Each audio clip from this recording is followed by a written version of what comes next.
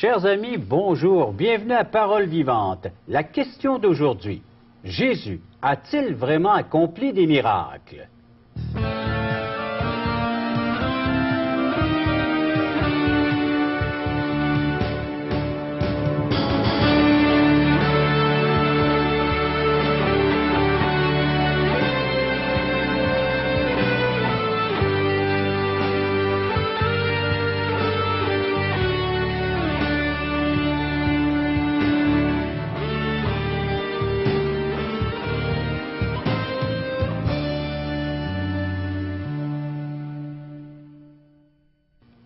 Une émission bien remplie encore aujourd'hui, l'émission Parole vivante. Merci d'être là. C'est Régent Joly qui vous invite encore une fois à écouter, à voir ce qui va se passer dans la prochaine demi-heure. Tout d'abord, nous aurons notre invité qui va répondre à notre grande question. Est-ce que Jésus a accompli des miracles? Si oui, par quel pouvoir et pourquoi a-t-il fait ces miracles? On va répondre à ces questions dans les prochaines minutes avec l'aide d'un invité, M. René Labbé.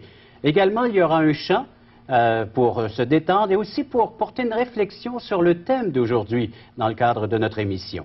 Ensuite, nous visiterons la belle région de Québec et surtout en ce qui a trait les activités évangéliques, entre autres, un déjeuner de l'espoir sur la rive sud de Québec, plus précisément à Saint-Jean-Chrysostome. Nous allons visiter dans quel endroit ce merveilleux déjeuner se déroule et comment il s'y présente. Alors donc, soyez là avec nous et on va poursuivre en vous invitant maintenant à nous écrire, car vous pouvez écrire, vous pouvez surtout appeler. On a une belle équipe de téléphonistes qui est là prêt à recevoir vos commentaires, à recevoir également vos questions concernant nos prochaines émissions, car ce sont vos questions auxquelles nous voulons y répondre. Pour le faire, alors vous avez le numéro de téléphone 1-877 l'Espoir. Alors, donc, vous composez 1-877-537-7647 ou via notre site Internet www.espoir.ca.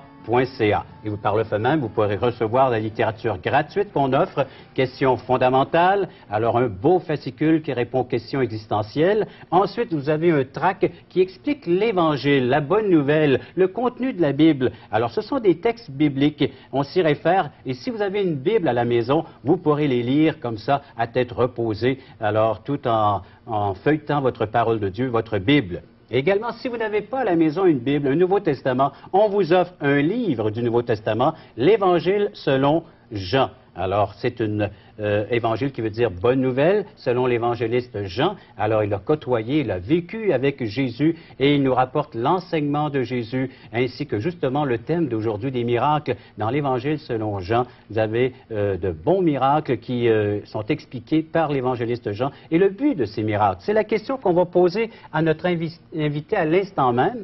J'ai le plaisir d'avoir à mes côtés M. Labbé. Bonjour. Alors, René, bonjour. Bienvenue à Parole vivante. Bonjour. René, comment vas-tu aborder cette question d'aujourd'hui? Jésus a-t-il vraiment fait des miracles? Bien, d'abord, on va essayer de s'interroger sur le miracle lui-même. Qu'est-ce que c'est un miracle? Donner une définition. Oui, c'est ça. J'imagine que si les gens venaient dans mon bureau, ils diraient c'est par miracle que tu trouves ton crayon ou ton efface, parce que c'est tellement tout désorganisé, le désordre. Mais c'est pas ça, un miracle. On va voir c'est quoi le miracle. C'est quoi un miracle, d'abord, le définir. Après ça, ça a beaucoup à faire avec la personne de Jésus quand il est venu sur la terre. Jésus a fait plusieurs miracles. On va faire le lien entre Jésus et les miracles. Et peut-être on va se poser la question, Jésus est plus sur la terre, mais est-ce que des miracles, ça existe encore aujourd'hui? Est-ce qu'on peut s'attendre à des miracles? Est-ce que je peux avoir mon miracle? Très intéressant, ce René. J'ai hâte d'entendre la réponse. Et vous, chers amis, avez-vous hâte également d'entendre, de savoir est-ce que Dieu peut encore faire des miracles en la personne de Jésus, puisque c'est le sujet d'aujourd'hui? Est-ce que Jésus peut accomplir encore des miracles aujourd'hui? Et s'il en a fait, bien pourquoi les a-t-il fait? Alors donc, restez là, soyez avec nous et on vous revient avec notre invité et la réponse à cette grande question d'aujourd'hui. Est-ce que Jésus a accompli des miracles? Parole vivante vous invite à participer à l'un des nombreux merveilleux déjeuners de l'espoir. Ces déjeuners ont lieu dans plusieurs restaurants réputés de la région et vous sont offerts gratuitement. Venez entendre le témoignage d'une vie transformée par la puissance de Dieu. Pour connaître les détails concernant l'endroit, la date et l'heure pour votre région, composez le 1-877-537-7647 ou notre site web www.espoir.ca.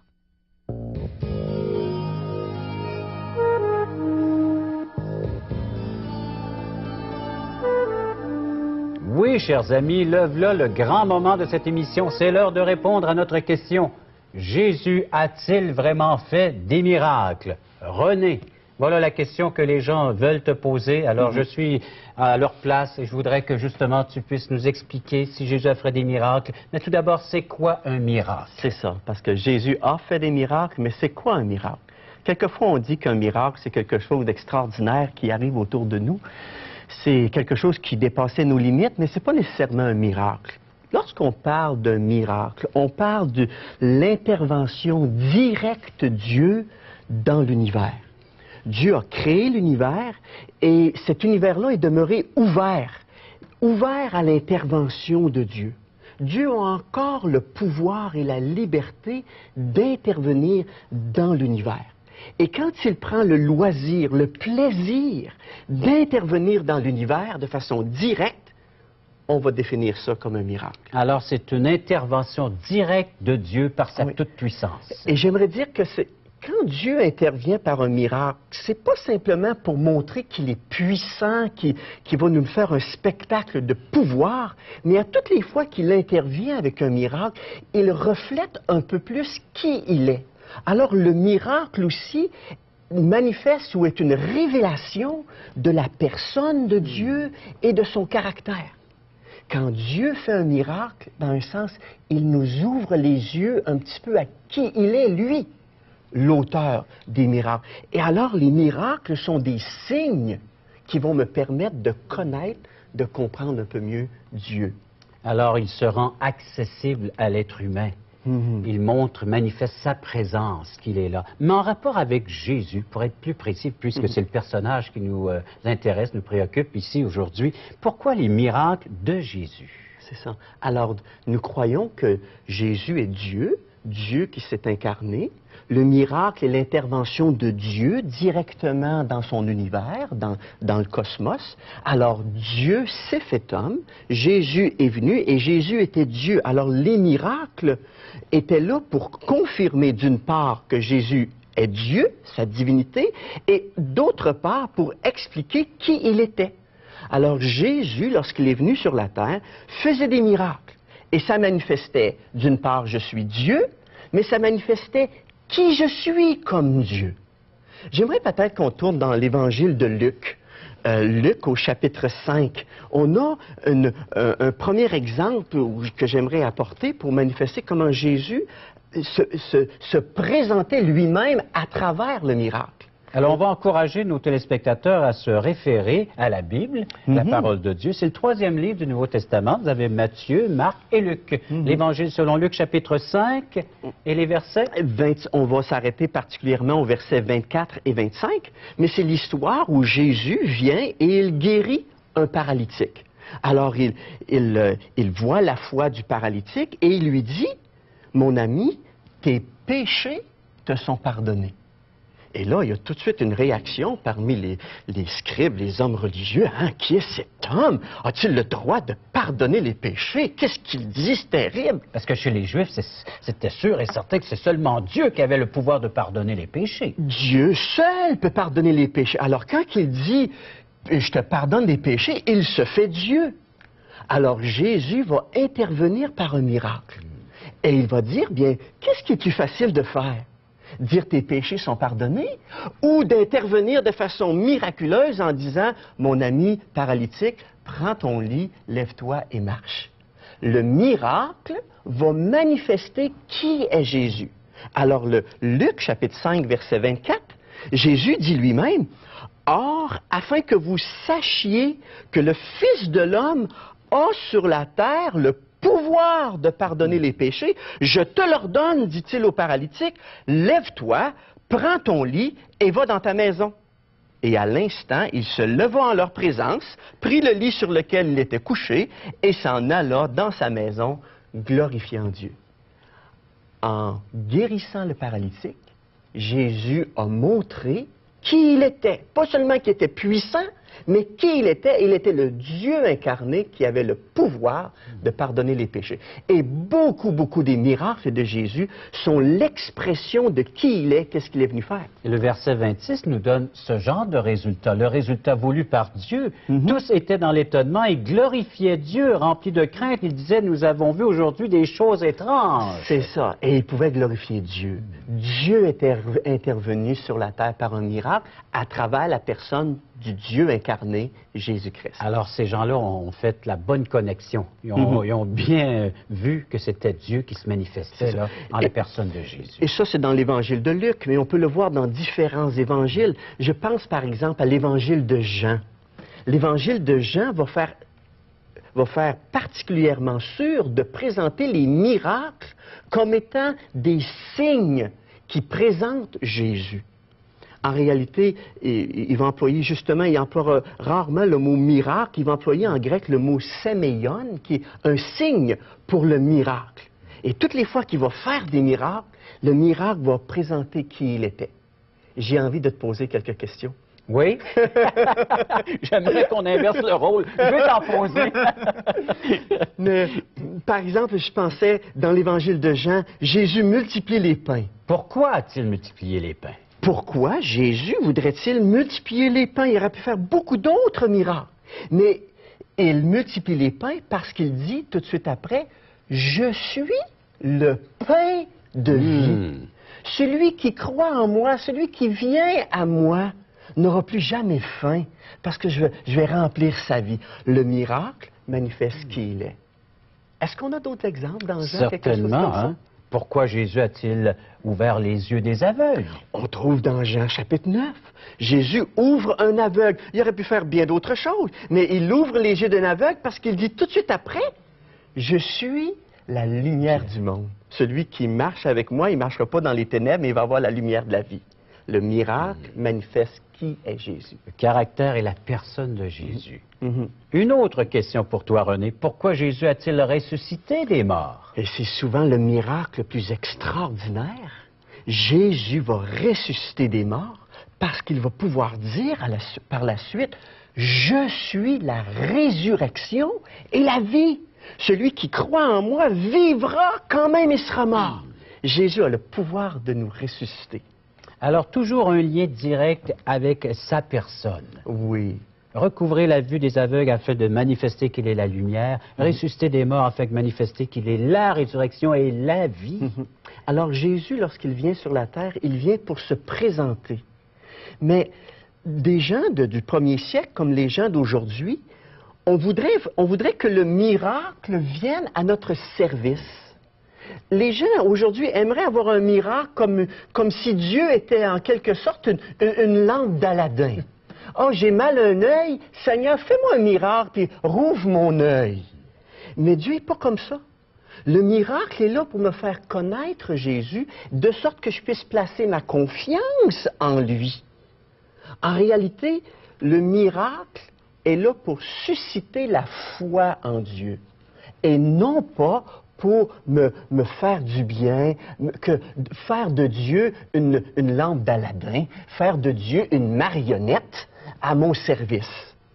Dieu fait le miracle pour que je m'approche de lui. Mais je peux comprendre les gens qui nous écoutent présentement, qui nous regardent, mais si Jésus faisait des miracles encore aujourd'hui, si je pouvais voir au moins un miracle aujourd'hui.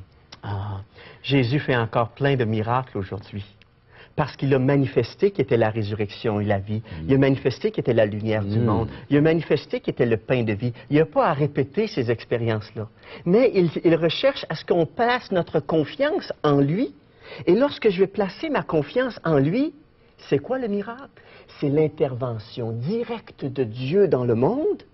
Et lorsque j'ouvre mon cœur à Dieu, lorsque j'ouvre mon cœur à Jésus, Jésus intervient directement et il vient habiter en moi. Alors là, voilà maintenant le but des miracles. C'est d'ouvrir mon cœur vers Dieu. C'est ça, Dieu me donne un miracle pour me manifester qui il est, afin que je lui fasse confiance. J'ai besoin d'ouvrir mon cœur à Dieu. Je pense que j'ai amené une orange tantôt. T'as faim? J'avais faim, mais j'ai dîné. Mais je pourrais prendre beaucoup de temps cet après-midi à t'expliquer comment elle est belle, l'orange. Elle a l'air fraîche. La pelure est probablement épaisse. C'est probablement très juteux. Je sais pas si vous avez le goût d'écouter. Moi, j'ai le goût d'écouter, mais c'est pas juste de savoir les détails. À un moment donné, je dois faire confiance. Je dois le prendre. Je dois le débancher, le goûter. Et là, je vais goûter que c'est vrai. Dieu fait les miracles pour me montrer que l'orange est belle. Mais moi, je dois accueillir le miracle et le faire pénétrer en moi par la foi. Je dois croire. Dieu fait encore des miracles aujourd'hui à quiconque place sa foi en lui, il vient en lui.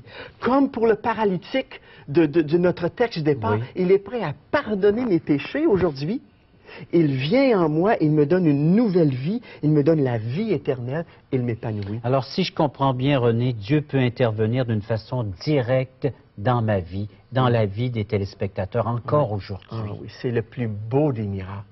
Un miracle qui pourrait vous arriver si non seulement vous êtes en train de rechercher que Dieu fasse des miracles pour vous, mais que vous vous approchiez de Dieu pour que lui vienne faire le miracle qu'il recherche dans ma vie, pardonner mes péchés, me donner la vie éternelle. Ça, c'est le plus beau des miracles, et il en fait encore aujourd'hui. Alors donc, aujourd'hui, je peux avoir l'assurance que mes péchés sont pardonnés, qu'il me donne la vie abondante et la vie éternelle. Quel miracle! C'est le miracle des miracles. Quel miracle! Tu veux voir un miracle? Tourne-toi vers Jésus, qui t'a manifesté qui il était, comment il était puissant. Tu veux voir le miracle? Tourne-toi vers lui et il viendra dans ta vie, pardonnera tes péchés. Quiconque invoquera le nom du Seigneur sera sauvé. Et ça, je peux le faire maintenant. Les gens peuvent le faire maintenant. Si vous vous tournez vers Jésus-Christ, si vous l'acceptez comme il a bien voulu se faire connaître à chacun d'entre vous, aujourd'hui, par cette émission ou par d'autres moyens par lesquels il peut intervenir dans votre vie, eh bien, acceptez cette personne, acceptez le Christ comme il s'est fait connaître comme étant le Christ, le Messie, le Sauveur, celui qui est prêt à intervenir dans votre âme, dans votre vie aujourd'hui et lui donner tout ce qu'elle a besoin, tous les bons soins, qu'il devienne le gardien de votre âme, le berger de votre âme, celui qui pourra la conduire, comme dit le psaume 23, dans des verts pâturages, des eaux paisibles, la restaurer. Elle a besoin de cela. Et ça, c'est un miracle, c'est une intervention de Dieu direct. C'est ça. Le miracle, finalement, doit nous amener à nous tourner vers Dieu. Les gens voudraient voir le miracle comme étant Dieu qui vient satisfaire leur convoitise personnelle. Mais Dieu fait des miracles afin qu'on se tourne vers lui. Dieu n'est pas une marionnette à la merci de la volonté humaine. Il y avait un roi du temps de Jésus, le roi Hérode. Et lui, il avait entendu parler de Jésus et de tous les miracles qu'il faisait. Il dit, j'aimerais donc ça voir Jésus juste devant moi qui me fasse un miracle. Et Jésus, lorsqu'il était présenté devant Hérode, il lui a fait aucun miracle. Jésus se promenait en Galilée, bien entendu, et puis les gens, il l'accostaient, puis il dit, on aimerait que tu nous fasses un miracle, là. Tu es un vrai magicien, toi, là, on a entendu qu'est-ce que tu as... On aimerait que tu fasses un miracle. Et Jésus disait, non, il ne vous sera pas donné d'autre miracle que le miracle de Jonas. Et quel est ce miracle de Jonas? Jésus crucifié, enseveli, et 3 jours après, il naît de nouveau, il est ressuscité, il réapparaît devant les gens. Et c'est ce qui nous permet aujourd'hui de pouvoir le rencontrer. Les gens sont là devant ce Jésus par son esprit. Aujourd'hui, il est en train de leur parler par cet enseignement que nous leur apportons. Et le miracle qu'ils devraient réclamer, ce serait la révélation et l'intervention de la personne de Jésus-Christ dans leur vie. Dans sa propre vie. Parce qu'en réalité, le miracle me manifeste que j'ai un besoin désespéré de Dieu. C'est pas Dieu qui a besoin de moi. C'est moi qui ai besoin de lui. Alors Dieu a fait des miracles pour présenter qui il était, qu'est-ce qu'il voulait faire dans ma vie, et le miracle alors est une invitation à lui faire confiance. Oh, j'aurais aimé terminer avec un verset que l'on trouve dans l'Évangile de Jean, au chapitre 12, les versets 36 et 37. Jean 12, 36, hein? Jean 12, les versets 36 et 37. Juste pour vous dire que c'est le miracle en soi n'est pas une garantie de la foi. Nous devons croire. Jésus disait, pendant que vous avez la lumière, croyez en la lumière, afin que vous soyez des enfants de lumière. Malgré tant de miracles qu'il avait faits en leur présence, ils ne croyaient pas en lui. Jésus a fait tant de miracles. Il a dit, pendant que vous avez la lumière, croyez. Pendant que vous voyez le miracle, placez votre foi en Dieu. Mais malheureusement, les gens d'hier, comme beaucoup de gens d'aujourd'hui, voient encore le miracle, mais ne font pas confiance à Dieu. Et ainsi, ils se détournent de l'objectif fondamental pourquoi on a des miracles. Alors, chers amis, ne laissez pas passer l'occasion qui se présente à vous maintenant. Tournez-vous vers ce Seigneur Jésus-Christ qui a bien voulu se faire connaître à vous par les écrits et par, naturellement, l'enseignement qu'on vous apporte. Il est là tout près de vous par son esprit. Il est prêt à intervenir. Une condition qu'il trouve la foi dans votre cœur, que vous puissiez avoir confiance que Jésus seul peut effacer tous vos péchés et par le fait même avoir la vie éternelle. On va écouter un chant maintenant, un temps de réflexion sur le thème qu'on vient d'aborder ensemble.